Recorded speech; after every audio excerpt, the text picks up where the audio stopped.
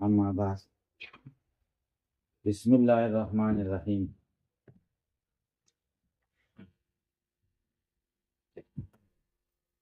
باب صلاة الضحى. باب در بیان د چاپتی مانځي نو وخت چې راوخیږي وخت مکروه تېر شي هغې منځ ته د اشراق منځ وایي. بیا چې نور څو نیزې اوچت شي او هغې کې خلک منځ کوي هغې ته صلات الضحى وایي. بعضې دواړه یو ګڼي اشراق او ضحا یو دي. په حدیثو کې دواړه جدا جدا راغلي. د اشراق د مانځم خپل فضایل راغلي او د ضحا د مانځم خپل فضایل راغلي. صلات الضحى دا په عبادت د رسول الله صلی الله علیه وسلم کې داخل و. مخکې د عبادت بیان و. خدای ځان له ذکر کې چې د دې یو خپل شان دی او یو خپل حیثیت دی او دا یو مسنون سنن فوایدو کې راځي. صرف عبدالله ابن عمر د دې نه انکاري و. نو هغه ته دا حدیث د صلات الضحى نه ورسېدلی. لکه دا کور کې کېږي نفلي منځونه کور کې خلک ادا کوي نو ده نه و لیدلی. یا دا ده چې دی د اهتمام او د جمعیت قایله نه و. خلکو ته یې ویلې دا ښه نه ده. معنا خلک په دغه کې جومات کې به راجمع کېدل اجتماع به یې ورته کوله نو بدعت یې ورته وی. هلکه پرې پوه شئ. بسم الله الرحمن الرحيم. وبه قال حدثنا محمود بن غيلان قال حدثنا ابو داود الطيالسي قال اخبرنا شعبة عن يزيد الرشدي عن يزيد الرشدي قال سمعت معاذة قالت قلت لعائشة رضي الله عنها كان النبي صلى الله عليه وسلم يصلي الضحى قالت نعم 4 ركعات ويزيد ما شاء الله عز وجل. د معاذین مې اورېدلي ده او عائشې ته كان النبي صلى الله عليه وسلم يصلي الضحى قال نعم. نبی اسلام د ساق منځ کاوه وایي او څو رکعته به یې کول 4 ویزید ما شاء الله عز وجل او زیاتاوه هم څومره به چې د الله خوښه شوه الله اراده به شوه 8 رکعته 12 رکعته 2 رکعته هم وشي صحیح.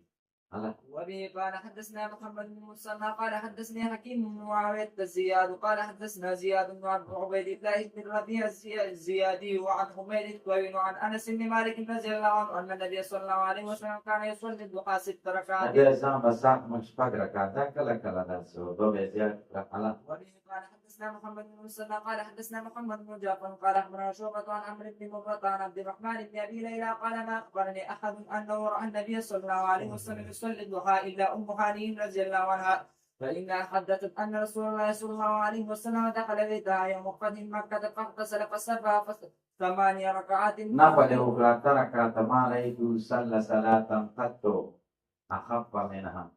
ما نه دی لیدلی چې ده داسې زر زر لمونځ کړی غیر انه کان یتم الرکوع والسجود.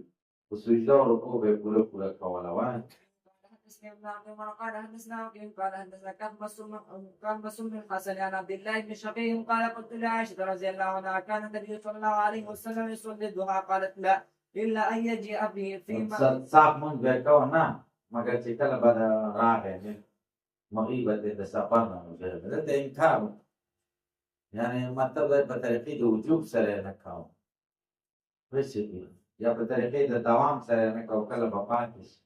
وبه قال حدثنا زياد بن ايوب البغدادي قال حدثنا محمد بن ربيعة عن فضيل بن مرزوق عن عطية عن ابي سعيد الخدري رضي الله عنه قال كان النبي صلى الله عليه وسلم يصلي الضحى حتى نقول لا انسان به ساق منځ کوه مونږ به ویلې نه پرېږدي داسې دایمي کله به پرېښوده حتی نقول لا یصلیها نه کوي. داسې ډېر برکات یې ډېر زیات دی. صلات الضحى ډېر برکات سږ عالمانه پاتې دی. مخکې به راوختو یوې کمره کې به مو اوس کې هم تسلسل د کتابونو دی نو ښه کار خراب اوسي. طالبانو ته دی لاندې ته مې ویلي دي چې تاسو بې برکته یې. مخکې به د وړې دورې والاله به مې ویلي چې تاسو صلات الضحى وکړئ او زه به راوختم ما به راوکړئ. سږ کال به هغه یې نه کړي چې یو نیم پکې کړي موږ نه پاتې شي. برکات یې ډېر دي رزق کې فراخي صحت وغیره ډېر برکات. وبه قال حدثنا احمد بن مالك عن هشيم قال اخبرنا عبيدة عن ابراهيم عن سهل بن منجار عن قرصد بن الزبي او عن قزعة عن قرصد عن ابي ايوب الانصاري رضي الله عنه ان النبي صلى الله عليه وسلم كان يدمن 4 ركعات. نبی کریم صلی اللہ علیہ وسلم ہمیشہ کو بسلور رکعت عند زوال الشمس قبل زوال الشمس یا بعد زوال الشمس. نو که بعد زوال الشمس چې نه د دې نه ماسپښین څلور رکعته نفل وایي نو بیا باب سره مناسبت دا دی چې د صلات دوحا سره دا قریب دي که نه ذکر که فقلت یا رسول الله انک تدمن من هذا تو همیشه دا کې عند زوال الشمس وخارین ابواب السماء تفتح عند زوال الشمس د اسمان دروازې ګلابي د انوار د ظاهره کېدلو په وخت تاسو پرې پوه شئ حتی په پسې څه دي ونه بندېږي تر دې پورې چې د ماسپښین لمونځ وشي. زما دا خوښه ده چې ما ته پکې دې ساعت کې خیر وښي. قلتو اني ابي كلهن قيرة ټولو کې قیرت دی. قال نعم. قلت هل فيهن تسليم فاصل؟ قال نعم. منځ کې سلام شته وینا دا ماسپښین مانځه نه یو چې زه دغه کېږي زوال په 14 منټه د پاسه باندې کېږي او باندې سړی څلور رکعته وکړي نو دا هم ډېر ښه دي. قال حدثنا احمد بن مريم قال حدثنا ابن معاويه قال حدثنا عبيد عن ابراهيم عن سهل بن منجار عن قزعة عن القرصان عن ابي ايوب رضي الله عنه عن النبي صلى الله عليه وسلم نحوه. وبه قال حدثنا محمد بن قال اخبرنا ابو داود قال حدثنا محمد بن مسلم بن ابي الوزاهي عن عبد الكريم الجزري عن مجاهد عن عبد الله بن السائب رضي الله عنه ان رسول الله صلى الله عليه وسلم كان يصلي 4 بعد ان تزول الشمس قبل الظهر وقال انها ساعه تفتح فيها ابواب السماء فاحب ان يصعد لي فيها عمل صالح. وبه قال حدثنا ابو سلمة يحيى بن خلف قال حدثنا عمر بن علي المقدم عن مسعر بن كدام عن ابي اسحاق عن عاصم بن زمرة عن علي رضي الله عنه انه كان يصلي قبل الظهر 4 وذكر ان النبي صلى الله عليه وسلم كان يصليها عند الزوال ويمد فيها. باب صلاة التطوع في البيت. نفلي من پکور کې غوړه دی. وبه قال یو حدثنا خو د دې مانځه برکات کې د سجدو دویم دا بچي به دې ویني نو هغوی به هم د مانځه سره شوق پیدا کړي. دویم دا دی چې جومات ته ځي نو د مانځه په انتظار کې به روان وي. وبه قال حدثنا عباس بن العنبري قال حدثنا عبد الرحمن بن مهدي عن معاوية بن صالح عن العلاء بن الحارث عن حرام بن معاوية عن عمه عبد الله بن سعد رضي الله عنه قال سألت رسول الله صلى الله عليه وسلم عن الصلاة في البيت والصلاة في المسجد قال قد ترى ما أقرأ بيتي من المسجد فلا أن أصلي. نبی علیه السلام راته ته خو ګورې چې زموږ کور جومات سره څنګه نږدې دی. فلیان اصلي فی بیتي چې زه لمونځ وکړم په کور کې ما ته دا خوښ دی چې جومات کې لمونځ الا ان تکونه صلاة مکتوبه مگر که فرض لمونځ وي نو جومات. او ما جاء فی صوم رسول الله صلی الله علیه وسلم نبی علیه السلام روجي نو نفلي روجي به څنګه ویل. وبه قال حدثنا قتيبة بن سعيد قال حدثنا عماد بن زيد عن ايوب عن عبد الله بن شرف قال سالت عائشة رضي الله عنها عن صيام رسول الله صلى الله عليه وسلم قالت كان يصوم حتى نقول قد صام ويفطر حتى نقول قد افطر. قالت وما صام رسول الله صلى الله عليه وسلم شهرا كاملا مقدم المدينة الا رمضان. وبه قال حدثنا علي بن مخلد قال حدثنا اسماعيل بن جعفر بن حميد عن انس بن مالك رضي الله عنه انه سئل عن صوم النبي صلى الله عليه وسلم فقال كان يصوم من الشهر حتى يرى ان لا يريد ان يفطر منه ويفطر منه حتى يرى ان لا يريد ان يصوم منه شيئا. وكنت لا تشاء ان تراه من الليل مصليا الا ان رايته مصليا ولا ستا نام. په دا اراده نه وه چې ته د دې منځګزار وګورې د شپې مګر منځګزار به دې لیده او چې اراده به دې وکړه چې اوس یې وګورم چې ویده دی چې ولې کتل ویده به و خوب به هم کوه او لمونځ به هم کوه روجې به هم نیولې او کله به یې نه نیول. وبه قال حدثنا محمود بن غيلان قال سمعت سعيد بن جبير عن ابن عباس رضي الله عنهما قال كان النبي صلى الله عليه وسلم يصوم حتى نقول ما يريد ان يفطر منه ويفطر حتى نقول ما يريد ان يصوم وما صام شهرا كاملا منذ قدم المدينه الا رمضان. وبه قال حدثنا محمد بن بشار قال حدثنا عبد الرحمن بن مهدي عن سفيان عن منصور عن سالم بن ابي الجهل عن ابي سلمة عن ام سلمة رضي الله عنها قالت ما رايت النبي صلى الله ما عليه نبی کریم صلی الله علیه وسلم نه دی لیدلی چې د روژه نیولې پرلا پسې 2 میاشتې مګر شعبان او رمضان. و دا حدیث د مخکې حدیث سره متعارض دی. مخکې ویل حدیث کې تیر شو چې د رمضان نه علاوه بله میاشتې کامله نه ده نیولې، او څوک ته وایي دا 2 میاشتې بیا کاملې نیولې.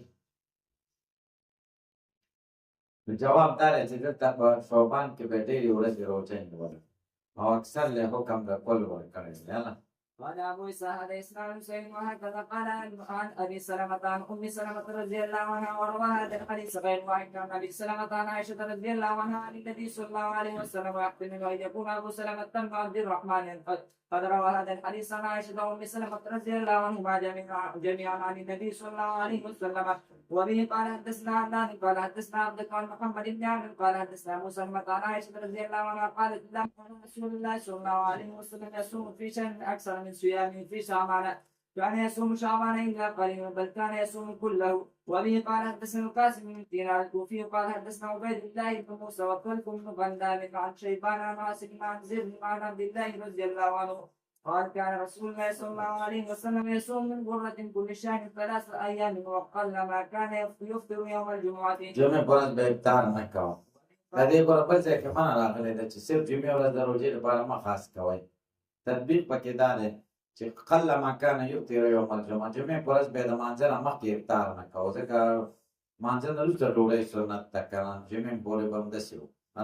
وبه قال حدثنا محمود بن قال حدثنا ابو داود قال اخبرنا شعبة بن يزيد الرشد قال سمعت معاذة قالت قلت لعائشة رضي الله عنها كان النبي صلى الله عليه وسلم يصوم 3 أيام من كل شهر؟ قالت نعم. قلت من أي كان يصوم؟ قالت كان لا يبالي من أيه صام. قال أبو إسحاق ويزيد الرشد ويزيد الزباعي البصري وهو ثقة ورواه من شعبة وعبد الوارث بن سعيد وحماد بن زيد وإسماعيل بن إبراهيم وغير واحد من الأئمة، وهو يزيد القاسم ويقال القسام والرشك بلغة أهل البصرة وهو القسام. الرشك بلغة أهل البصرة والقسام توزمة كي خلق لويسي پټوالي دا کار کوونه ځکه ورته يزيد الرشك وایي. وبه قال حدثنا ابو حفص عمرو بن علي قال حدثنا عبد الله بن داود عن ثور بن يزيد عن خالد بن معدان عن ربيعة الجرشي عن عائشة رضي الله عنها قالت كان النبي صلى الله عليه وسلم يتحرى صوم الاثنين والخميس. وبه قال حدثنا ابو مصعب المديني عن مالك بن انس عن ابي النضر عن ابي سلمة بن عبد الرحمن عن عائشة رضي الله عنها قالت ما كان رسول الله صلى الله عليه وسلم يصوم في شهر اكثر من صيامه في شعبان. وبه قال حدثنا محمد بن يحيى قال حدثنا ابو عاصم عن محمد بن رفاعة عن سعيد بن ابي صالح عن ابي هريرة رضي الله عنه ان النبي صلى الله عليه وسلم قال تعرض الأعمال يوم الاثنين والخميس فأحب أن يعرض عملي وأنا صائم. وبه قال حدثنا محمود بن غيلان قال حدثنا أبو أحمد بن معاوية بن هشام قال حدثنا سفيان عن منصور بن خيثمة عن عائشة رضي الله عنها قالت كان رسول الله صلى الله عليه وسلم يصوم من الشهر السبت والأحد والاثنين ومن الشهر الآخر الثلاثاء والأربعاء والخميس. وبه قال حدثنا هارون بن إسحاق الحمداني وقال حدثنا عبدة بن سليمان عن هشام بن عروة عن أبيه عن عائشة رضي الله عنها قالت كان عاشوراء يوم يصومه قريش في الجاهلية وكان رسول الله صلى الله عليه وسلم وكان رسول الله نجي اسلام کوم نیولې چې مدینه ته لاړ نو سام او مره بسیانی فلما يدخل رمضان كان رمضان اول فريضه وترك عاشوراء فرضية القول ومن شاء صام ومن شاء تركه. وبه قال حدثنا محمد بن بشار قال قال سألت عائشة رضي الله عنها كان رسول الله صلى الله عليه وسلم يمس من الأيام شيئا؟ قالت كان عمله ديمة وأيكم يطيق ما كان رسول الله صلى الله عليه وسلم يطيقه. وبه قال حدثنا هارون بن إسحاق قال أخبرنا عبد الله هشام بن عروة عن أبيه عن عائشة رضي الله عنها قالت دخل علي رسول الله صلى الله عليه وسلم وعندي امرأة فقال من هذه؟ قلت فلانة لا تنام الليل. سپیبه خزر ویدا سوخته ویدا پلان کې د شپې نوم د کېږي ټول شپه خدای ته وایي. نبی اسلام یې داسې مه کوئ. علیکم من الاعمال ما تطیقون، په تاسو لازم دي چې عملونه کوئ چې سم طاقت دي. دا سړي طاقت کېږي چې ټوله شپه ولاړ وي. والله لا یملو، خدای باندې ستاسو ثواب بار بار درکول نه درنېږي حتی تملو تر څو چې تاسو د عبادت پرېښودلو باندې درانه شئ. وكان أحب ذلك إلى رسول الله صلى الله عليه وسلم الذي يدوم عليه صاحبه. وبه قال حدثنا أبو هشام محمد بن يزيد الرقاي قال حدثنا ابن فزيل عن الأعمش عن أبي صالح قال سألت عائشة رضي الله وأم سلمة رضي الله عنهما أي العمل كان أحب إلى رسول الله صلى الله عليه وسلم قالتا ما ديم عليه وإن قل. وبه قال حدثنا محمد بن اسماعيل قال حدثنا عبد الله بن صالح قال حدثني معاويه بن صالح عن عمرو بن قيس انه سمع عاصم بن حميد قال سمعت عوف بن مالك رضي الله عنه يقول كنت مع رسول الله صلى الله عليه وسلم ليله فاستاك ثم توزع ثم قام يصلي فكنت معه فبدا فاستفتح البقره فلا يمر بآية ورحمة إلا وقف فسأل ولا يمر بآية عذاب إلا وقف فتعوذ ثم ركع فمكث راكعا بقدر قيامه ويقول في ركوعه سبحان ذي الجبروت والملكوت والكبرياء والعظمة ثم سجد بقدر ركوعه ويقول في سجوده سبحان ذي الجبروت والملكوت والكبرياء والعظمة ثم قرأ آل عمران ثم سورة يقول مثل ذلك باب ما جاء في قراءة رسول الله صلى الله عليه Nabi Karim SAW khairat sanggau diwasal. وبه قال حدثنا قتيبة بن سعيد قال حدثنا ليس عن ابن ابي مليكة عن يحيى المملكي انه سأل ام سلمة رضي الله عنها عن قراءة رسول الله صلى الله عليه وسلم. Faizahiyatan atau di bayang ke qiratan mufassaratan. Qirat mufassar yang sudah harfan. Arti kibani besar itu. Allah. وبه قال حدثنا محمد بن بشار قال حدثنا وهب بن جرير بن حازم قال حدثنا ابي عن قتاده قال قلت لانس بن مالك رضي الله عنه كيف كان قراءة رسول الله صلى الله عليه وسلم قال مدنا بكتب. الحمد لله رب العالمين الرحمن الرحيم مالك يوم الدين. Jadi maduna bebas itu. وبه قال حدثنا علي بن قال حدثني يحيى بن سعيد الاموي وعن ابن جريج عن ابن ابي مليكة عن ام سلمة رضي الله عنها قالت كان النبي صلى الله عليه وسلم يقطع قراءته يقول Tidak kau berqirat. الحمد لله رب العالمين ثم يقفون ثم يقول الرحمن ثم يقفون وكان يقرأ مالك يوم الدين. وبه قال حدثنا قتيبة بن سعيد قال حدثنا ليس عن معاوية بن سؤال عن ابي بن ابي طالب قال سألت عائشة رضي الله عنها عن قراءة النبي صلى الله عليه وسلم كان يسر في القراءة أم يجهر؟ قالت كل ذلك قد كان يفعل ربما أسر وربما جهر قلت الحمد لله الذي جعل في الأمر ساعة. وبه قال حدثنا محمود بن غيلان قال حدثنا وكيع قال حدثنا نزار بن ابي العلاء بن عبدي عن يحيى بن جعفر عن ام هذه رضي الله عنها قالت كنت اسمع ما أريد النبي عليه السلام خيرات تشبيه وأنا على عريش إذا بقبل مندوب عريش مندوب بيجان سورة إنسان لجوه كريم مندوب توي وبه قال حدثنا محمود بن غيلان قال حدثنا ابو داود قال انبانا شعبة عن معاوية بن قرة قال سمعت عبد الله بن مغفل رضي الله عنه يقول رايت النبي صلى الله عليه وسلم على ناقه يوم الفتح وهو يقرا انا فتحنا لك فتحا نبي السلام الفتح مكي برزوري تدار إنا فتحنا لك فتحا مبينا ليغفر لك الله ما تقدم من ذنبك وما تأخر قال فقرأ ورجع ترجيبك وبيعبد بانا بأواز تيسك وقال معاوية بن قران لولا أن يجتمع الناس علي لأخذت لكم على في ذلك الصوت فخلق نرجع مكيدة ما بدق أواز تاسو تتيسك وقال اللحن وبه قال حدثنا قتيبة بن سعيد قال حدثنا قص بن نوح بن قيس بن خدان وعن سالم بن مسواك عن قتادة قال ما بعث الله نبيا إلا حسن الوجه حسن الصوت الله تعالى يتسوى نبينا دليل كلمة مگر مخ بهم خيستو أواز بهم خيستو وكان نبيكم صلى الله عليه وسلم حسن الوجه حسن الصوت استاذ نبي ده خيستا مخ وده خيستا أواز والله وكان لا يرجع الترجيب بينك والعام كوك بأواز نوجة دورور وأواز بوك فن بوكي. وبه قال حدثنا عبد الله بن عبد الرحمن قال حدثنا يحيى بن حسان قال حدثنا عبد الرحمن بن ابي الزناد عن عمرو بن ابي عمرو عن عكرمة عن ابن عباس رضي الله عنهما قال كان قراءة النبي صلى الله عليه وسلم ربما يسمع قراءة النبي اسلام دير قراءة الناس يسمع وهم حامان بالغجرة شاوري ده بچه سوق بقوتا कि वो बिलबेत दे बकूत तब बाबा से हैं कि मुझको न कमरा की बच्चे सोको न खैरत दे और बस जरूर शरीफ